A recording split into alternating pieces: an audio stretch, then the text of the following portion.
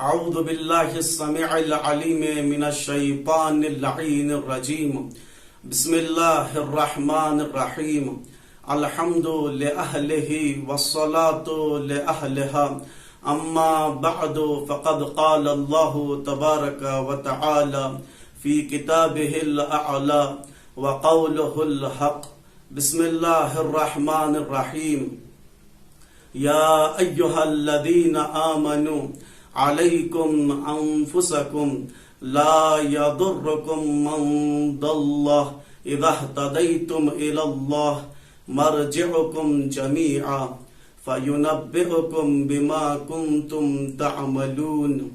ناظرین کرام، سامعین محترم، آج کی اس مختصر سی تقریر کا عنوان ہے خود سازی اور ماہ مبارک رمضان۔ عنوان بہت ہی پیارا ہے اور وسیع موضوع ہے۔ وسیع کا معنی یہ ہے کہ اس میں کم سے کم 10 گھنٹے کی گفتگو ضروری ہے، کم سے کم۔ اب اس مختصر سی گفتگو میں، تقریر میں بس ایک مقدمہ ہی بیان ہو سکتا ہے، اور جتنی بھی کتابیں لکھی گئی ہیں ان کتابوں میں بھلے وہ 10 جلد کی ہو، 20 جلد کی ہو یا 100 سے زائد جلدوں کی ہو، سب سے پہلے مقدمہ لکھا جاتا ہے، اور اس مقدمے میں ساری کتابوں کا، جو ساری جلد کا، جو 4 جلدوں میں ہو، 5 میں ہو، 100 سے زائد جلدوں میں کتاب جو ہو، اس ساری کتاب کا، تمام جلدوں کا جو کچھ ہوتا ہے وہ نچوڑ اس میں بتا دیا جاتا ہے۔ یعنی مقدمے میں ذکر کیا جاتا ہے کہ اس کتاب میں کیا ہے۔ تو یہ تقریر اس موضوع کے لیے مقدمہ ہے، پھر انشاءاللہ سامعین کرام اور ناظرین کرام اس کے دنبال میں رہیں گے، پیچھے رہیں گے اس موضوع میں، تاکہ تلاش کرے اور خود سازی میں اپنے آپ کو سنوارے۔ یعنی خود سازی کا مطلب یہ ہے اپنے آپ کو سنوارنا، اپنے آپ کو بنانا۔ اب یہاں پر جو آیہ کریمہ کو میں نے سرنامہ کلام قرار دیا ہے، اس میں ارشاد رب العزت ہو رہا ہے کہ اے وہ لوگ جو ایمان لا چکے ہیں۔ اللہ مومنین سے مخاطب ہے، ایک الگ گفتگو ہے کہ مومنین سے جہاں جہاں مخاطب ہو رہا ہے، کون سی بات کر رہا ہے؟ جب یا ایھا الناس کہہ رہا ہے تب اللہ کون سی گفتگو کرتا ہے؟ ایک الگ ٹاپک ہے، مفصل عنوان ہے کہ اللہ کس سے مخاطب ہے اور کیا کیا کہہ رہا ہے۔ کس سے مخاطب ہو تو کون سی بات ہو رہی ہے؟ بہرکیف یہاں پر اللہ مومنین سے مخاطب ہو کر کہہ رہا ہے کہ اے ایمان لانے والو، اے وہ لوگ جو ایمان لا چکے ہیں، علیکم انفسکم، تمہارے اوپر واجب ہے تمہارے نفس۔ دیکھیں، پہلی بات، قرآن کا ترجمہ ممکن ہی نہیں ہے، یعنی کوئی بھی زبان میں قرآن کا ترجمہ نہیں ہو سکتا۔ اب لفظ اللہ کا مترادف کسی بھی لینگویج میں نہیں ہے، کسی بھی زبان میں نہیں ہے۔ اسی لیے شاید آیت اللہ العظمی، جو اس وقت کے مفکر عظیم ہیں، آیت اللہ جواد آملی، جو ایک تفسیر لکھ رہے ہیں، ابھی زیر قلم ہے تفسیر، اس کا نام ہے تفسیر تسنیم۔ اس تفسیر میں حضرت آیت اللہ تفسیر ضرور لکھ رہے ہیں، لیکن اس میں ترجمہ نہیں لکھ رہے ہیں۔ کیوں؟ اس لیے کہ ترجمہ ممکن ہی نہیں ہے کسی بھی آیہ کریمہ کا ہو۔ بس مفہوم بتا سکتے ہیں، ہر زمانے میں الگ الگ مفہوم بھی نکال سکتے ہیں، الگ الگ مصداق بھی ہوا کرتے ہیں، ایک الگ بحث ہے۔ اب یہاں پر آئیے، اللہ کیا کہہ رہا ہے؟ اللہ کہہ رہا ہے اے ایمان لانے والو، اے وہ لوگ جو ایمان لا چکے ہیں، تمہارے اوپر فرض ہے، علیکم، تمہارے اوپر لازم ہے، انفسکم، تمہارے نفس، یعنی تم پر واجب ہے، تم خود، یعنی انسان کے اوپر ضروری ہے کہ وہ خود اپنے آپ کو سنوارے، اپنے آپ کا حساب کتاب کرے۔ یعنی انسان کے اوپر واجب ہے کہ انسان انفرادی زندگی میں بھی کامیاب ہو۔ اس آیت کا کم سے کم مفہوم اور ترجمہ یہ ہے، یعنی انفسکم کا معنی یہ ہے کہ تمہارے اوپر واجب ہے تمہارے نفس کی مراقبت کرے۔ اب یہاں پر ایک سوال وجود میں آتا ہے، کیا ہم لوگوں کی رسپانسبلٹی، ہماری ذمہ داری یہ ہے کہ ہم اپنے آپ کا حساب کتاب کریں، ہم اپنے آپ کو ہی دیکھیں سب سے ہٹ کر؟ یہاں پر دو طرح کے لوگ ملتے ہیں۔ یہاں پر دو طرح کے لوگ اس حساب سے بھی ملتے ہیں جس حساب سے میں نے مفہومی ترجمہ کیا ہے. دو طرح کے وہ کیسے لوگ ہیں؟ ایک وہ لوگ ہیں جو معاشرے سے اپنے آپ کو کٹا لیتے ہیں، معاشرے میں رہتے ہیں، اپنے آپ کو معاشرے کا حصہ قرار نہیں دیتے. کیوں؟ اس لیے کہ اللہ نے کہہ دیا ہے علیکم انفسکم، یعنی تمہارے اوپر صرف اور صرف تمہاری ذمہ داری ہے، یعنی میرے اوپر صرف میری ذمہ داری ہے. معاشرے میں رہنے کے ساتھ ساتھ میں معاشرے کا حصہ نہیں بن سکتا. ایک اس طرح کے لوگ ہیں. دوسرے جو اسی کے اقسام میں آتے ہیں وہ لوگ ہیں معاشرے سے کٹ کر دور جا کر زندگی گزارنے والے. اس وقت میرے خیال سے ایسے لوگ نہیں ہیں، اسی لیے میں اس کو دوسرے اقسام میں لے کر آیا ہوں. درحالی کے علماء اس طرح سے اس کے اقسام کیے ہیں، قسم بندی کیے ہیں کہ پہلی قسم یوں بیان کیے ہیں کہ اس آیت کریمہ کے ذیل میں جو دو لوگ اس آیت کا ترجمہ جو کم سے کم لیے ہیں، جیسا جو نہیں لینا چاہیے وہ یہ کہ معاشرے سے کٹ کر دور دراز جا کر اپنی زندگی گزار رہے ہیں. اور دوسری قسم کیا لیے ہیں؟ جو معاشرے میں رہ کر معاشرے سے کٹ کر زندگی گزارنا. اور ایسے لوگوں سے جو معاشرے میں رہ کر معاشرے سے کٹ کر زندگی گزارتے ہیں، ایسے لوگوں سے یعنی خاموش لوگ، خاموش اجتماع، یعنی معاشرے کے خاموش افراد، ان لوگوں سے جتنا قوموں کو نقصان ہوا ہے پوری تاریخ انبیاء سے لے کر آج تک کی تاریخ میں دیکھ لیجئے، ان سے جتنا نقصان ہوا ہے پھر کسی قوم سے نہیں ہوا ہے. چاہے وہ کربلا کا واقعہ ہو، کربلا کے بعد اسیری کا واقعہ ہو، یا اس سے پہلے انبیاء کی زندگی ہو. خود انبیاء کی زندگیوں میں ہمیں یہ ملتا ہے جب عذاب پروردگار دوسرے انبیاء یعنی ہمارے امت کا طور امتیاز یہ ہے کہ ہمارے امت میں، ہماری جس امت میں ہم زندگی گزار رہے ہیں، پیغمبر اعظم کی امت میں عذاب نہیں ہے، یہ ایک لطف پروردگار ہے، رحمت للعالمین کی امتی ہیں. امتی رہنے جو امتی ہیں، اس کا سب سے بڑا فائدہ یہی ہے کہ ہم عذاب سے دوچار نہیں ہوں گے. یہ دعا ہے رحمت للعالمین کی. بہرکیف عرض کر رہا تھا، اس سے پہلے انبیاء کی امتیں جو گزری ہیں جنہیں عذاب نازل ہوا ہے، فرشتوں نے پوچھا پروردگار سے، اے اللہ یہ کون سا عذاب اس قوم سے نازل ہو رہا ہے؟ درحالی کہ اس میں کئی، یہاں تک کہ ہمارے اساتذہ سے جو میں نے سنا ہوں 40% تک لوگ مؤمنین ہیں. تو اللہ نے فرشتوں سے کہا کہ یہ مؤمنین ہیں ضرور لیکن خاموش مؤمنین ہیں. علیکم انفسکم، یہ صرف و صرف اپنی ہی ذمہ داری سمجھ رہے اپنے آپ کو، یعنی بس مجھے دیکھ لوں، میں خود اپنے آپ کو سنوار لوں، یہ کافی ہے. یہ ایسے افراد سے یعنی کوئی معاشرے میں بھی فائدہ نہیں ہے اور نہ ہی عذاب کے آنے میں کوئی رکاوٹ ہے. یہ دو طرح کے قومیں ہیں. پھر کیسے یہ آیت کا ترجمہ ممکن ہو جاتا ہے؟ کیسے ممکن ہے اس آیت کا ترجمہ علیکم انفسکم؟ تفسیر المیزان کے صاحب جو تفسیر المیزان لکھے ہیں، صاحب تفسیر المیزان علامہ طباطبائی کہتے ہیں کہ علیکم انفسکم کا معنی یہ ہے کہ اجتماعی زندگی گزارنے والے انسان کی ذمہ داری یہ ہے شخصاً یعنی انفرادی طور پر، یعنی میں اپنے طور پر اجتماعی زندگی میں جو اجتماعی زندگی گزار رہا ہوں اس کے کیا کیا وظائف ہیں اسے انجام دینا ہے. یعنی میری ریسپانسبلٹی زندگی میں جو معاشرے میں زندگی گزار رہا ہوں اس کے ناطے، یعنی معاشرے میں زندگی گزارنے کے ناطے میری شخصی وظائف کیا ہیں. جیسے اگر میں راستہ چل رہا ہوں، گاڑی میں جا رہا ہوں، گاڑی میں جیسے ہی جا رہا ہوں، جیسے ہی چراغ قرمز ہو یعنی سگنل ریڈ آ جائے رک جاؤں. یہ رک رہا ہوں میں کیوں رک رہا ہوں؟ یہ اجتماعی زندگی جو گزار رہا ہوں اس کے وظائف میں سے ایک وظیفہ ہے میرا رک جانا. اور یہ انفرادی جو زندگی کے جو وظائف ہیں ان وظائف کو انجام دینے کے ساتھ ساتھ انفرادی وظائف کو بھی یعنی شخصی وظائف اور اجتماعی وظائف کو انجام دینے کا نام ہی علیکم انفسکم ہے. اب یہ علیکم انفسکم کے ذیل میں دو تین باتیں اور یہ ہیں کہ علیکم انفسکم یعنی مجھے واجب ہے میری مراقبت کرنا. اب میں میری مراقبت کب کروں گا؟ ایک سوال اساسی یہاں پر ہے. یہاں سے ہو سکتا ہے میں اپنی تقریر کا آغاز کروں کہ سوال کیا ہے.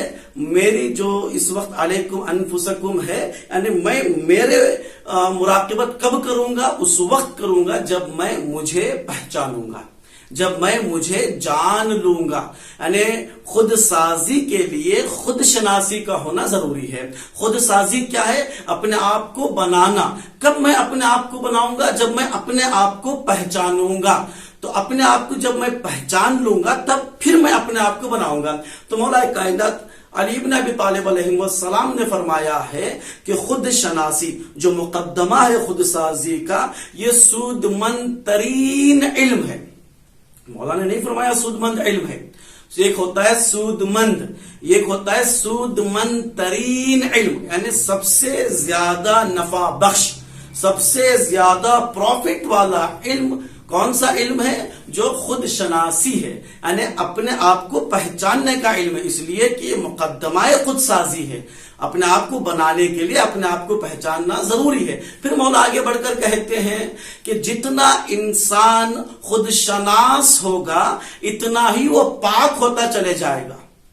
یعنی انسان جب اپنے آپ کو پہچاننے لگے گا تو اپنے آپ کو پاک کرتا ہوا آگے بڑھے گا. پھر مولا فرماتے ہیں علم کی انتہا خود شناسی ہے.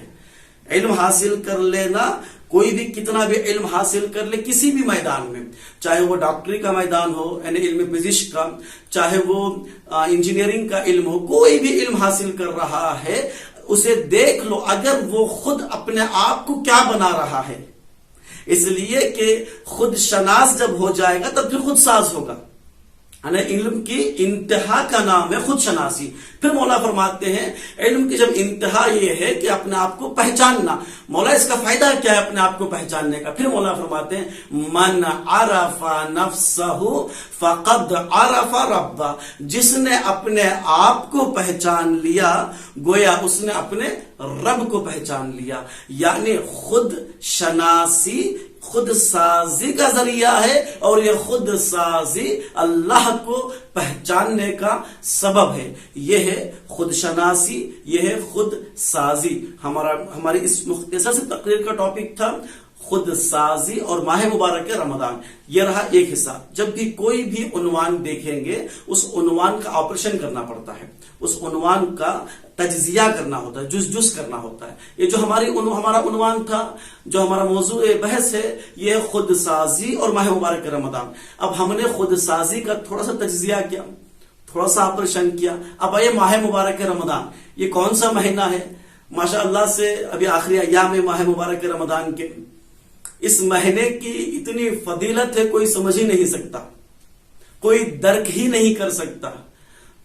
کسی بھی ایک شے کے لیے دو چیزوں کا ہونا ضروری ہے. کوئی بھی کسی بھی چیز کا ایک وجود ہے تو اس کے لیے دو چیزوں کا ہونا ضروری ہے. مثال کے طور پر یہ میری ابا ہے، یہ میری رضا ہے. جب اس کا وجود ہے تو اس کے لیے دو چیزوں کا ہونا ضروری ہے، دو ظرفوں کا ہونا ضروری ہے. یعنی ظرف کیا ہوتا ہے؟ ایک ہوتا ہے ظرف زمان، ایک ہوتا ہے ظرف مکان. اب یہ کہاں ہے؟ اس وقت میرے دوش پر ہے، یہ ہے مکان. زمان کیا ہے؟ اب اس وقت جب میں تقریر کر رہا ہوں یہ میرے دوش پر ہے. یعنی دو چیزوں کا ہونا ضروری ہے. قرآن مجید ایک شے ہے، ایک چیز ہے.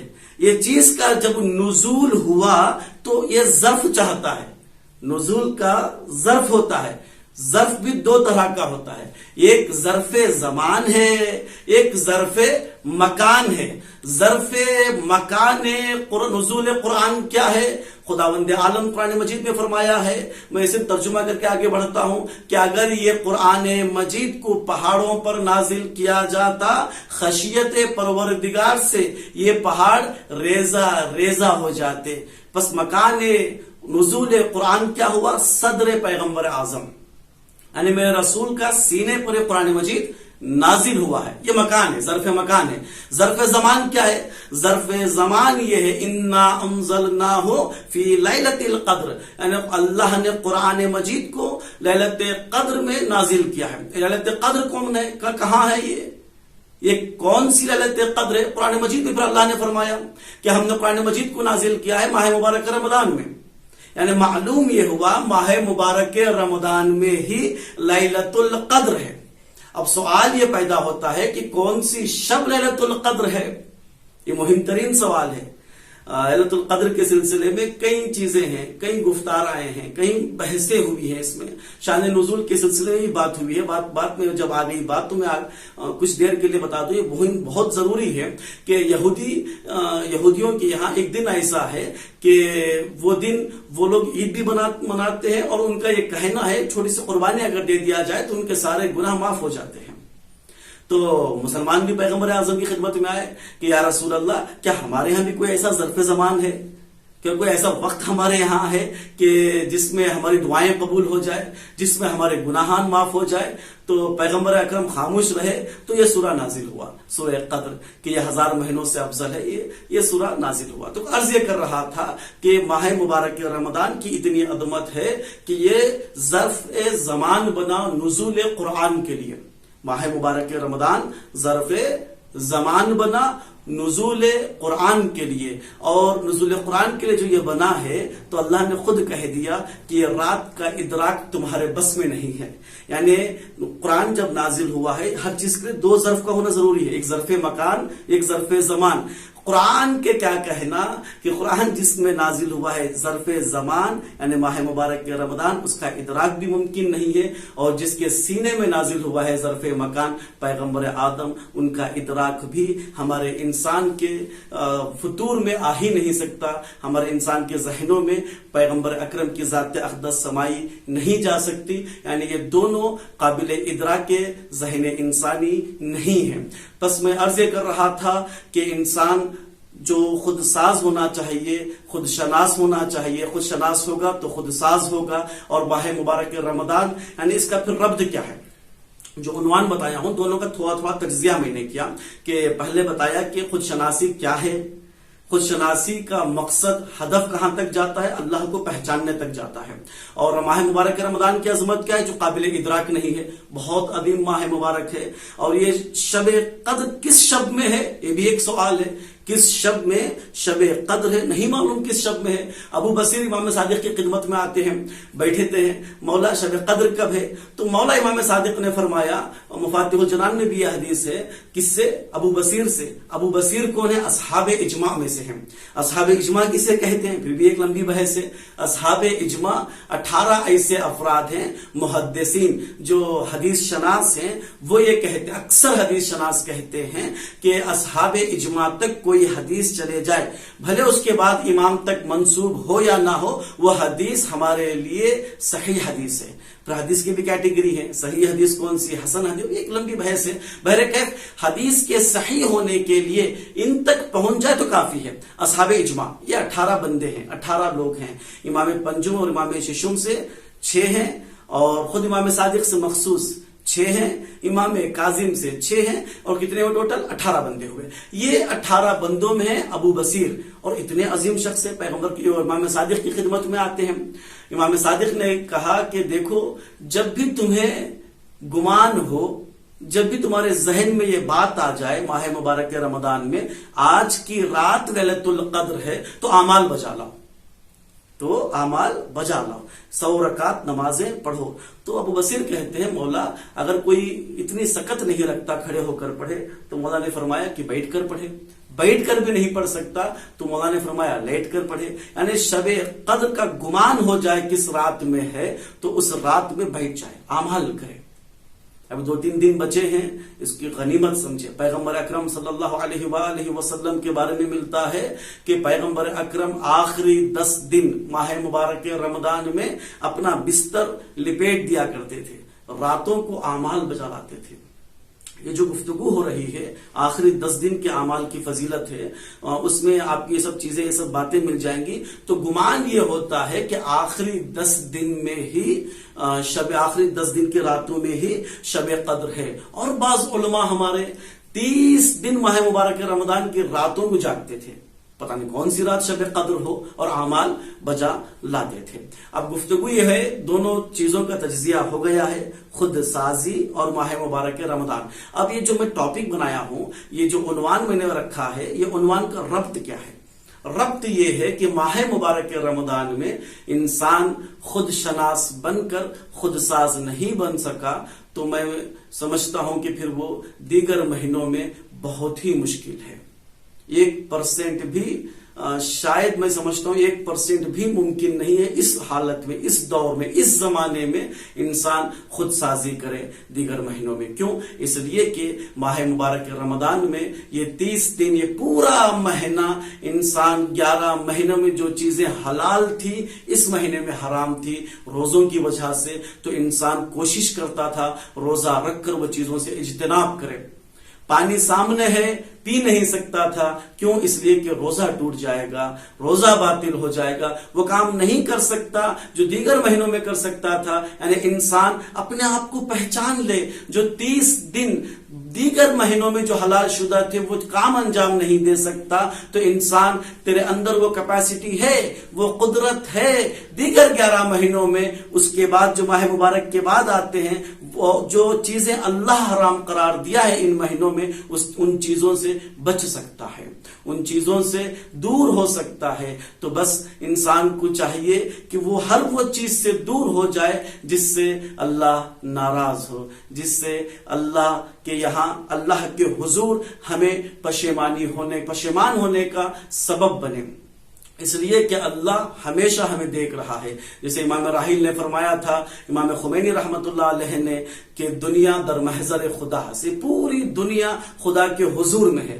ہر لمحہ اللہ ہمیں دیکھ رہا ہے. یہ پوری دنیا کا وجود، سارے موجودات خدا کے نگاہ میں ہیں. اور امام راحیل آگے بڑھ کر کہتے ہیں کہ کم سے کم اللہ کے حضور معصیت نہ کرے، گناہ نہ کرے. تو ناظرین کرام، سامعین کرام، بہترین درس ماہ مبارک رمضان کا جہاں تک میں سمجھتا ہوں وہ یہ ہے کہ خود سازی اور خود شناسی ہے. یعنی اس ماہ مبارک رمضان میں ہمیں خود شناس بننا چاہیے، ہمیں اپنے آپ کو پہچاننا چاہیے کہ میں شخصاً جو 30 دن پورا مہینہ ہر وہ چیز سے بچا جو چیز مجھے دیگر دنوں میں، دیگر مہینوں میں حلال تھی، جائز تھی، ان چیزوں سے میں بچ گیا. تو یعنی مجھے پورا یقین ہے کہ دیگر مہینوں میں، دیگر ایام میں، ماہ مبارک رمضان کے علاوہ کے ایام میں مجھے اس بات کا یقین ہے، قدرت ہے میرے اندر کہ میں وہ چیزوں سے بھی بچ سکتا ہوں جو چیزیں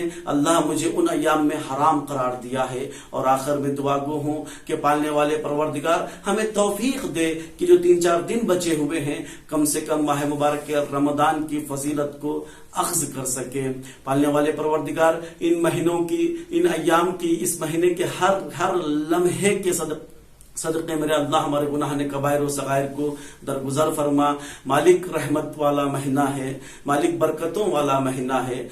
ایسے لگ رہا ہے کہ مہینہ ابھی آیا تھا اور جانے والا ہے، ختم ہونے والا ہے مہینہ. میرے اللہ مالک یہ مہینے کی تمام برکات و رحمات سے ہمیں مزین فرما. پالنے والے پروردگار ہمارے مرحومین کی مغفرت فرما. مالک امام زمانہ کے ظہور میں تعجیل فرما. میرے اللہ وجود امام زمانہ کے صدقے مالک ہمیں حج و زیارات سے مشرف فرما، ہمارے پریشانیوں کو دور فرما.